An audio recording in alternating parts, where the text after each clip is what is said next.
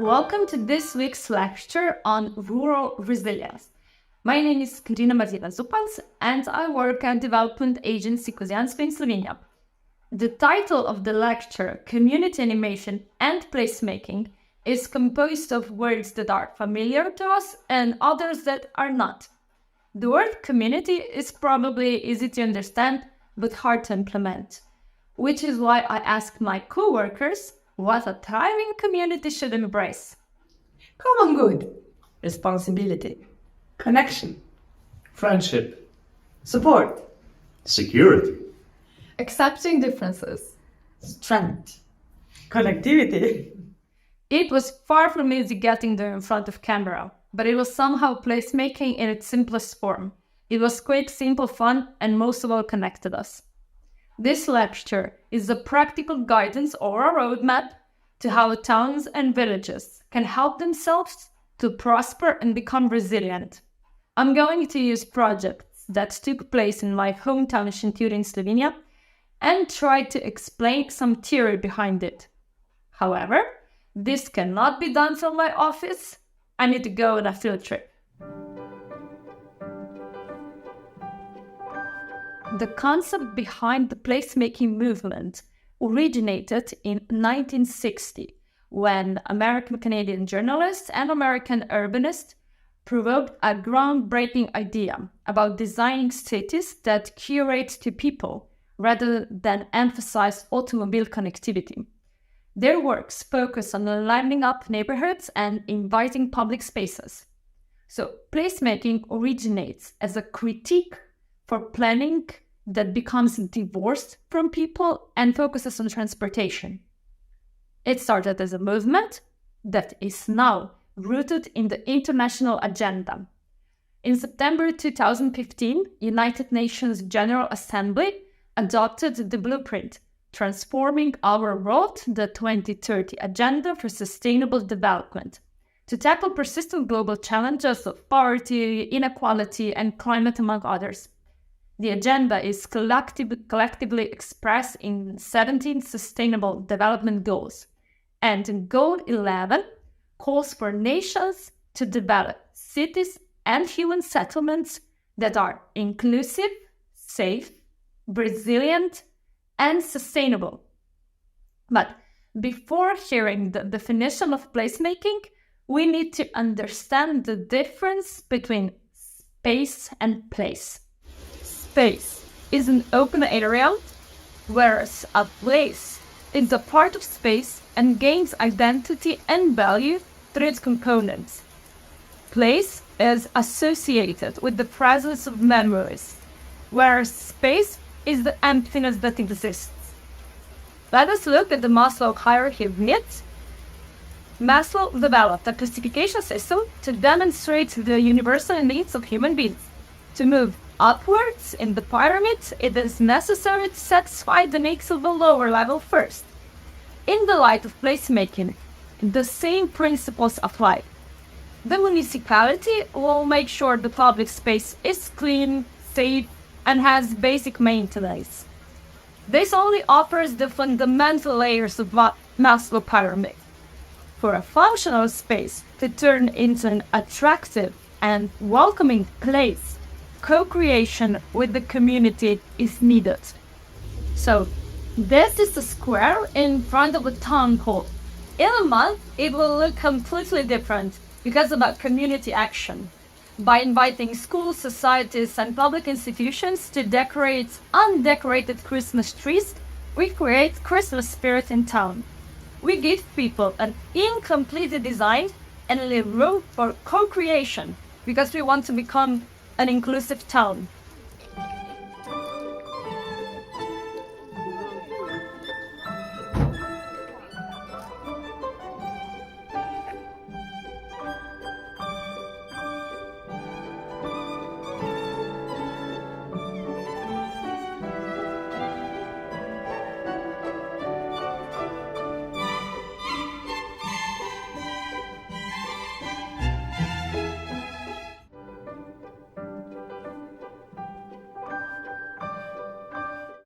There are many definitions. We're going to go through a few of them.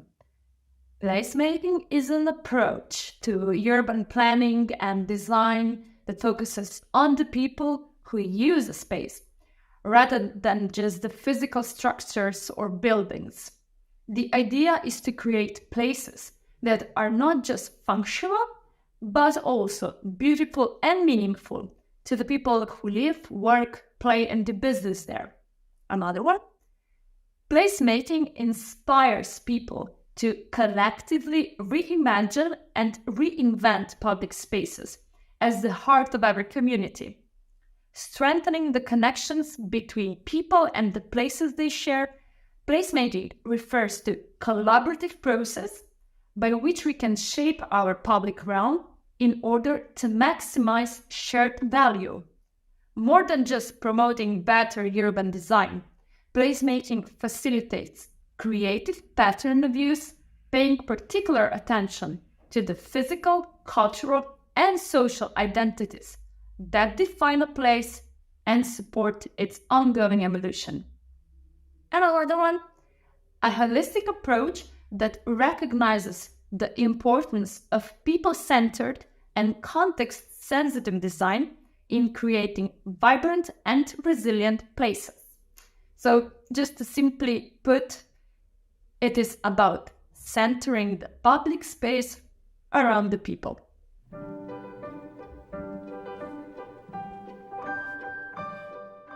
Placemaking as a philosophy, as we heard, and a process which has few stages.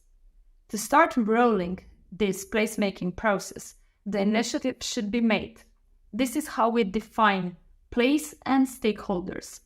Initiatives are not only taken by the municipalities. Placemakers can also be designers, developers, investors, families, volunteers, social clubs, random community members, business owners, basically everyone.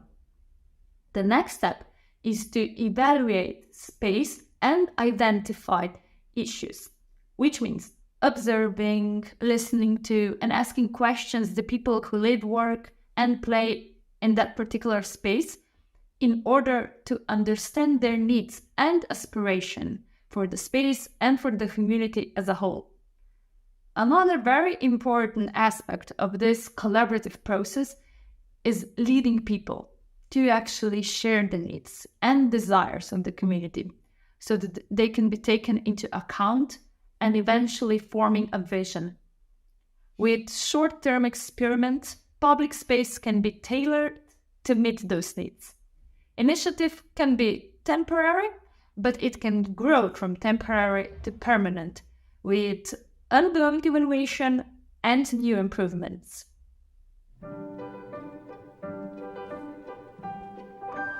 This is the location of a placemaking project called Ventsleva. 3 girls, Zala, Iza, and me, that love public spaces in Shintür, decided to revitalize a green area near residential blocks. And we did it by the book, literally. A book, How to Turn a Place Around, which identifies 11 key elements in transforming public spaces into vibrant community places, whether they're parks, public squares, streets, sidewalks, or other outdoor and indoor spaces that have public uses in common. Those are the key elements, but I will let Zala and Iza tell you more. First, there was a call for proposals from Prostoros, a Slovenian NGO for revitalizing empty or degraded spaces in small towns, and we decided to apply. The first step was to identify a place in Shintür in need of renovation or some kind of redevelopment. And once we had identified that place, we did a survey among the inhabitants of our town about what they would like to see changed or added to the place. Based on this survey, we created a vision for development of the place, which was changed throughout the process. At our first pop-up event, which took place in a selected location, we connected with residents and of the surrounding apartments and got to know their needs better. So we adjust our vision and the process to the residents who expressed their preferences within the given financial framework. At the second public event, we got down to business and worked with the participants to paint the existing benches, swings and football goals, and to stretch the multi-purpose net for various sports activities. Later, we also planted 7 trees and made a climbing frame for the kids. The intervention was partially successful. Local residents use the playgrounds mainly in the spring and autumn, as it is too hot in the summer because there is no shade. However, we would like to see more responsiveness and participation of the residents in the process, as this would have made the new playground more perceived as their own. And also, it is very important that an institution such as municipality is behind the whole project and can support it financially. Smaller interventions in space that help to improve people's quality of life are extremely important, and it is important that they are recognized as such by the municipality. So we heard that it is important to engage the community from the beginning. The survey was done on the internet and on site with pop-up event where we gave people the possibility to brainstorm ideas. You're not supposed to do a fancy master plan, but something that you can do tomorrow. It looks like it was easy to do, but there were many meetings at the municipality to get the approval and also some money. It is about partnership and a lot about partners you do not count on at the beginning. We quickly realized people themselves are much more resilient than we give them credit for. But it helps if a project allows them to meet and to connect.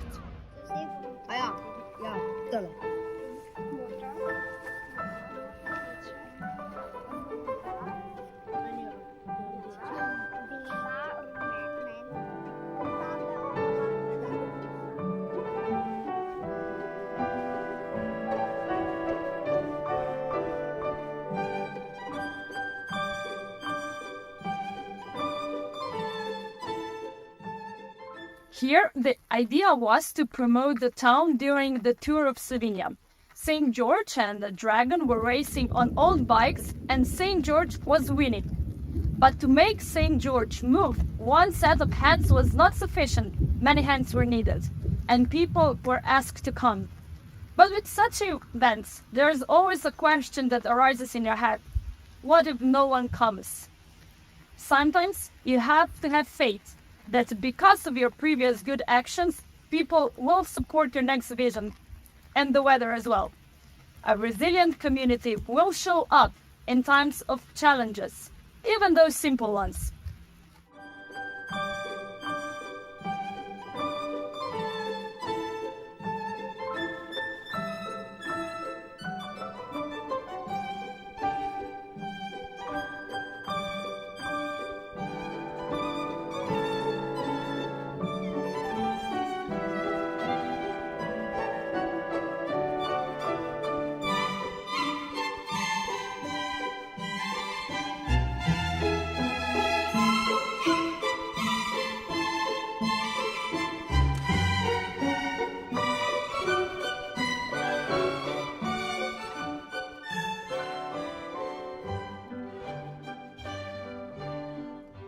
Now a bit about principles number 6 and 10. 6. You can see a lot just by observing. We can all learn a great deal from the successes and failures of others, and by listening and observing people, because this is how it becomes clear what kinds of activities are missing. 10. Money is not the issue. This thinking is sometimes very difficult to internalize.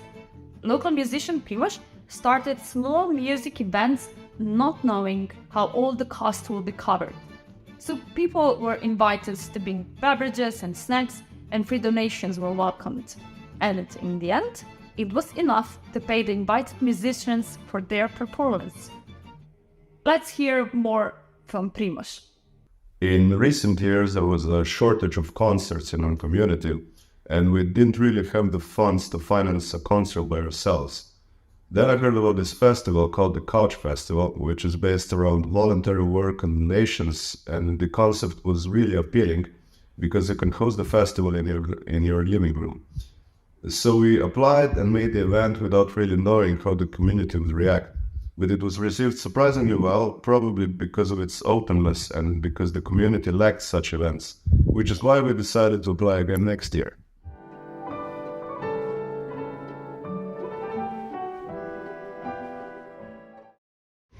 Creating a good public space means it should somehow become a hybrid space, a space between public and private. Placemaking is about feeling at home within the public realm. It's like homemaking, turning a house into a home. Placemakers therefore turn a space into a place. Some of crucial aspects of placemaking are creating memorable experiences that are potentially transformative, and a place is the antidote to our addiction to movement.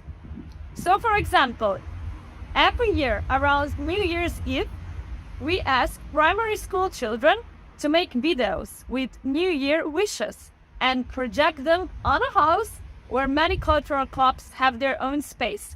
The projection attracts several passers-by to randomly stop by the garden, and this is how this space becomes a vivid living room.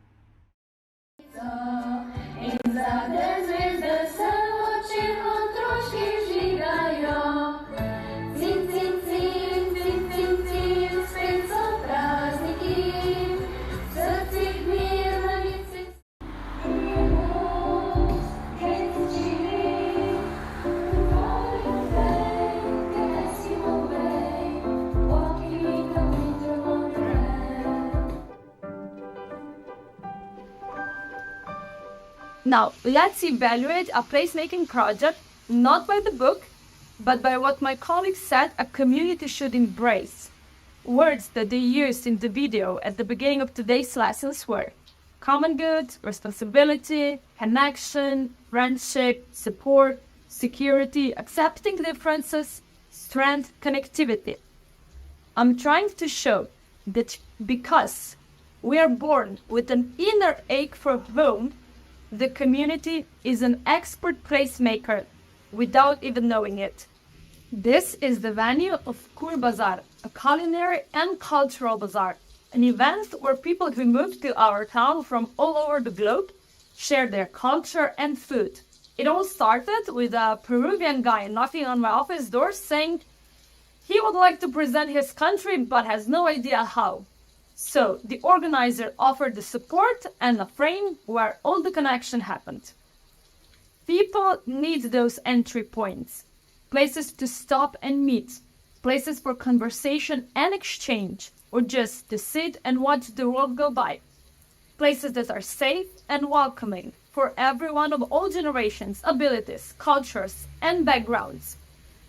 Places that are noisy, busy, threatening, dirty, and visually discordant can overload people's senses and cause stress. But places that have natural sounds, pleasant smells, good quality air and light, and planting are all attractive to people because they help reduce stress and improve their well-being.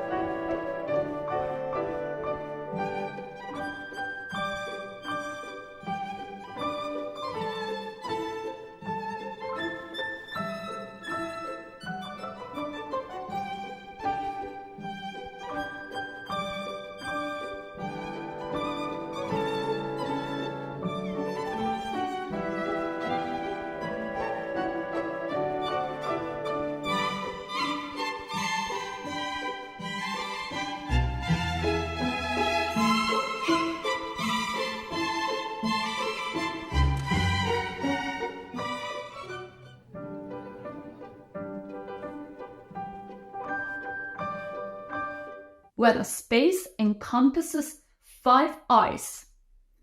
It should be informal, innovative, incomplete, intimate, and inclusive. But somehow you know a great place when you see one. It's where people naturally want to gather. Project for Public Spaces, which is a non-profit organization based in New York dedicated to creating and sustaining public places that build communities, developed a detailed tool called the Place Diagram that helps people in evaluating any place. Great public spaces are those places where social and economic exchange occur, friends run into each other, and cultures mix. They generally share the following 4 qualities. They are accessible. People are engaged in activities there. They are comfortable and project a good image. And finally, it is a sociable place. Let's go through those qualities. Blue area, access and linkages. You can judge the accessibility of a place by its connections to its surroundings. A successful public space is easy to get to and get through. It is visible both from a distance and up close. Green area, comfort and image. Whether a space is comfortable and presents itself well is key to its success. Comfort includes perceptions about safety, cleanliness, and the availability of places to sit. The importance of giving people the choice to sit where they want is generally underestimated. Now to orange area of diagram, uses and activities. Activities are the basic building blocks of great places. They are the reason why people visit in the first place and why they continue to return. When there is nothing to do in a place, it will sit empty and unused. And this is a sure sign something needs to change. Now to violet area, sociability. This is quite difficult to achieve. When people see friends, meet and greet to their neighbors, and feel comfortable interacting with strangers, they tend to feel a stronger sense of place or attachment to their community. It is that simple, right?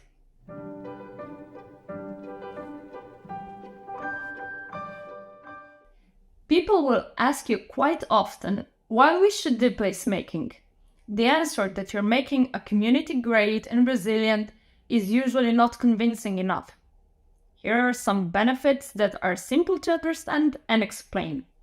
A great place fosters social interaction, nurtures and defines sense of community, creates improved accessibility, promotes sense of comfort, promotes health, builds and supports an equitable local economy. In a project where consent or support of municipalities required, these arguments will be successful because municipalities have committed themselves to many of these goals in their long-term development plans. Municipalities also know they do not have the funding to do everything independently. So by attracting people and activities, you attract business, and with increased business, you allow a town to flourish.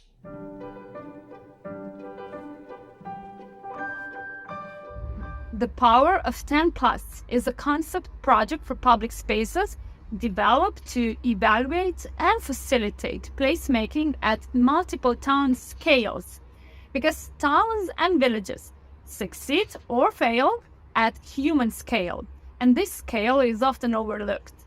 The Power of 10 Plus shows how paying attention to the human experience when organizing an event can have immediate and widespread impacts. The idea behind the concept is that places thrive when users have a range of reasons plus 10 to be there. This might include a place to sit, playground to enjoy, art to touch, music to hear, food to eat, history to experience, and people to meet.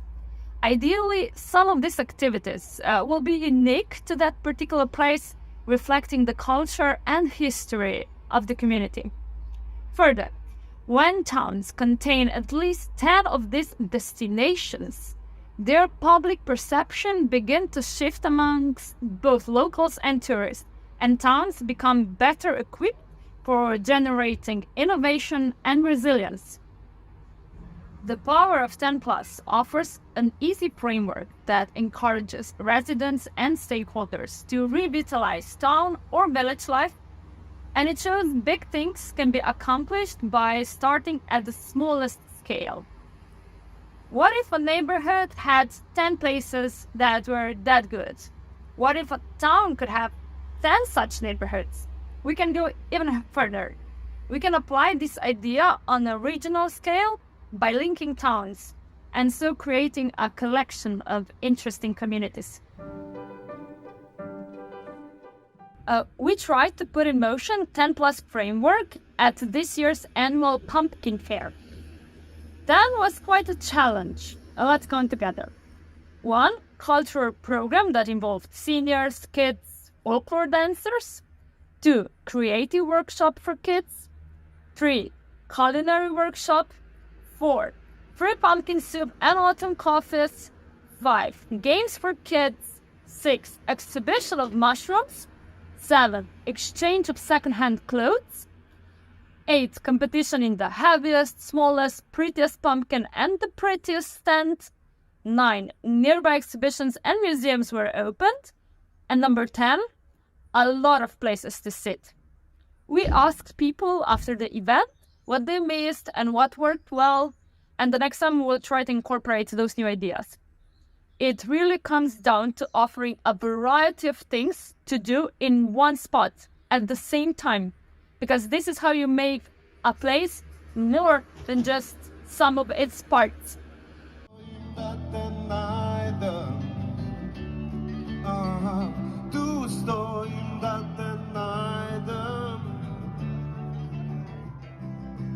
Ko prideš nazaj, mi znova poveš, da mi ne ostane nič, ko greš.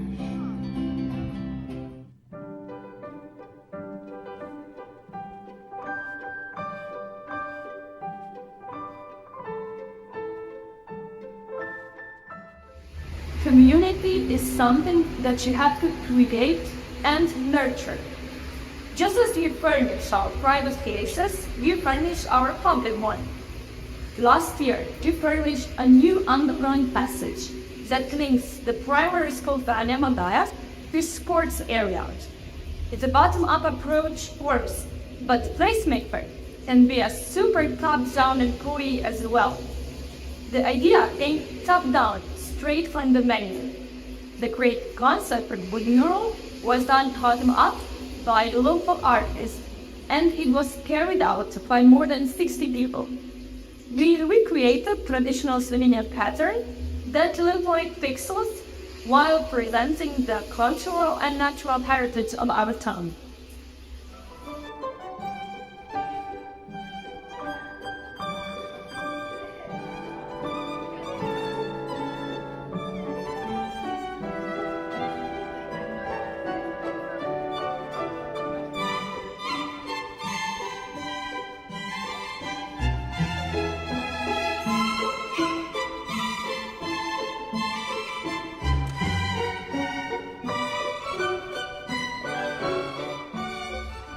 Placemaking can take many different forms, depending on the specific needs and goals of a community. Some examples of placemaking projects might include creating public art, adding seating or lighting to a park or square, or organizing community events, such as concerts or fairs. The goal of placemaking is to create public spaces that are not just functional, but also foster a sense of community and social connection. By creating places that people want to spend time in, placemaking can help to improve the quality of life in a town and create a stronger sense of belonging and connection among its residents. But we have to keep in mind that it is not about the final product, it is about the process. For example, someone will not like the mural he made and will destroy it. But what is important is the process that engages people who work together. They share feelings, experiences, and memories that develop mutual trust, which is the foundation of other projects and ultimately builds a resilient community. And now on to the assignment.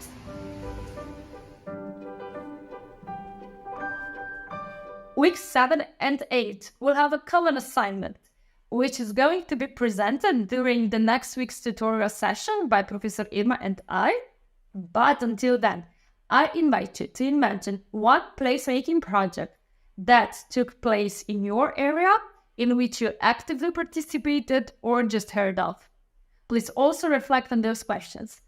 Who initiated or organized this project? How long did it last? A few hours, a few days, is still going on? Did any local artists collaborate?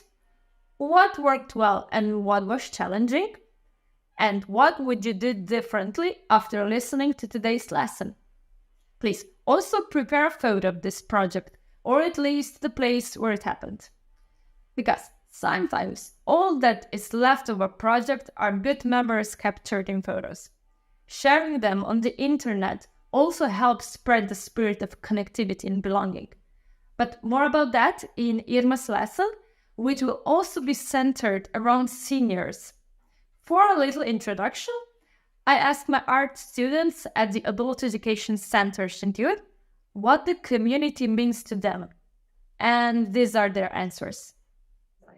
Druženje, sloga, vključenost, socialni kontakti, druženje vseh generacij, zabavnost, veselje, empatija. Thank you for watching. See you soon, and be ready to inspire colleagues with examples from your countries.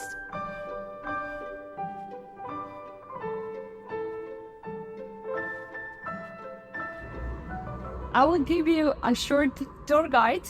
So through this underground passage, we enter Sports Park, the school, and also the Upper Square. These three locations are therefore combined in the passage, but in order to express them clearly, the passage is conceptually divided into the right, the sports side, and the left, which is the carrier of the cultural historical idea. We wanted to highlight the interplay between the traditional and the modern. Slovenian patterns are mostly drawn inside squares, so the painting technique is based on a square grid. It is a traditional approach, but it turns into a modern one, pixel art. The pixel size that we used was 6.5 times 6.5 centimeters. So which means there's a lot of pixels in here. So pixel art is a challenging technique because you have to draw the essence with a few squares.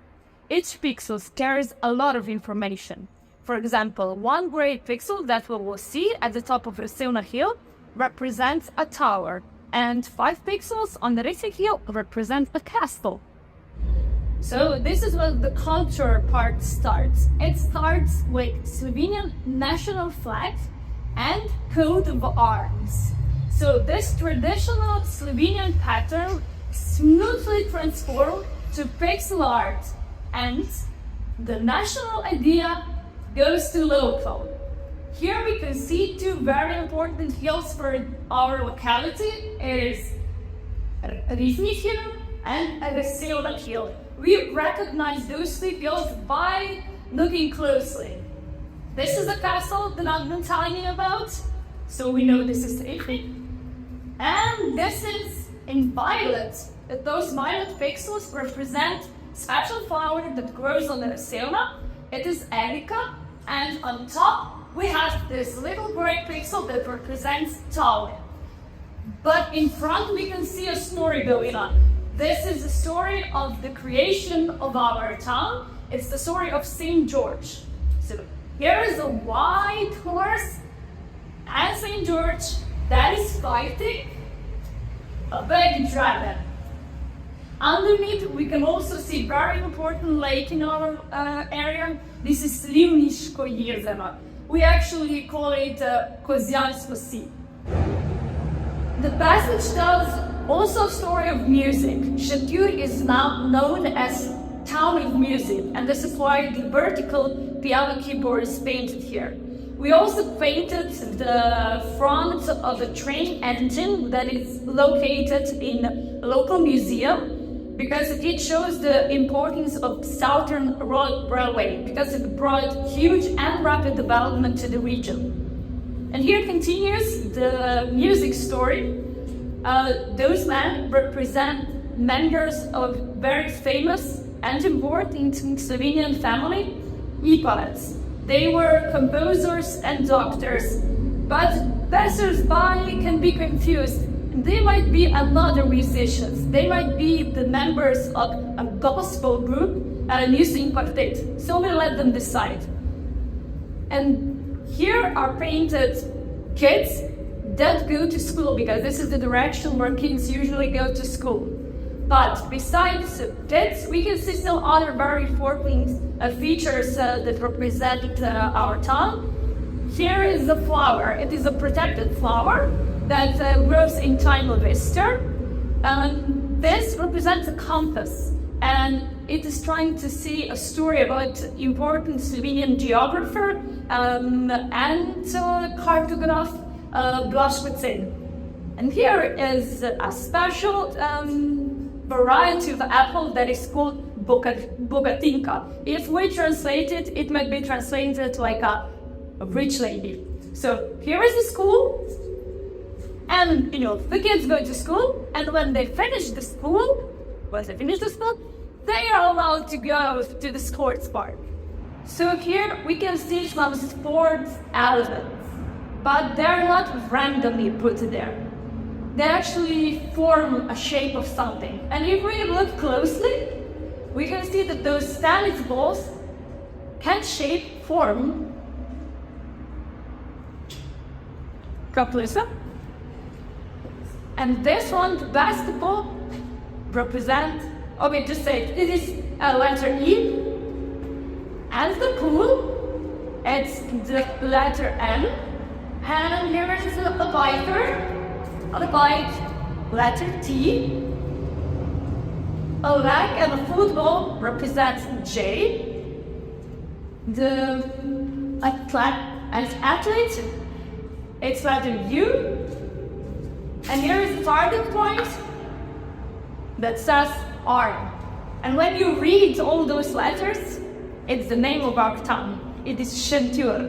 And the mural ends with Šentjur postcode. It is 3230 that is embedded on the Šentjur town flag. So, that's it.